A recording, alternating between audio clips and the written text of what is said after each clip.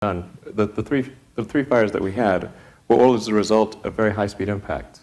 And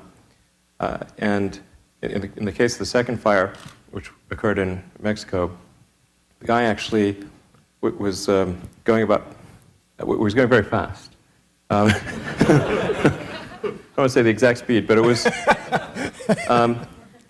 4 times more impact energy than the most strenuous regulatory test anywhere in the world.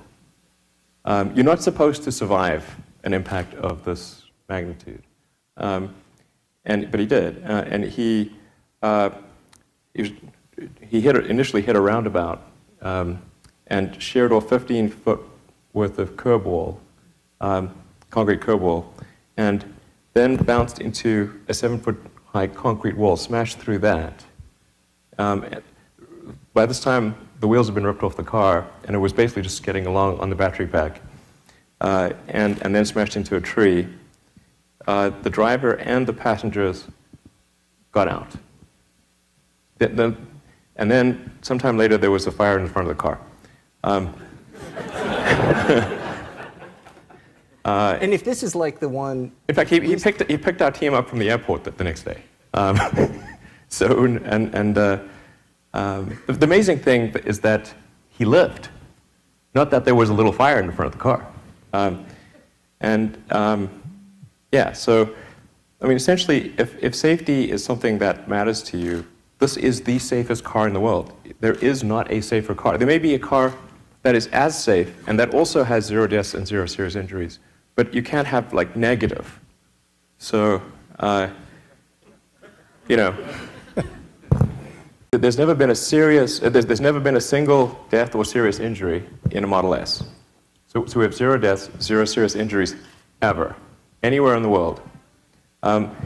This compares to gasoline cars that have hundreds of thousands. In fact, there are something like 200,000 gasoline car fires per year in the United States, per year. And yet, when is the last time you saw something like that as front-page news? Moreover, there are 250 to 300 deaths per year. There are 1,000 to 1,500 serious fire injuries per year. That's just in the United States. Again, the Model S has had 0 deaths or serious injuries anywhere in the world. We now have about 25,000 cars on the roads worldwide. And the fires per, the number of, for gasoline cars, there's 1 fire for about every 1,300 gasoline cars. In our case, there's 1 fire for every 8,000 cars. So a car is 5 times less likely to have a fire than a gasoline car. That doesn't mean it's 0% likely, because you start to get, you know, the law of large numbers, statistics. Inevitably, there are some issues. But if fire is your concern, you could not be in a safer car. Like, this is the best car as far as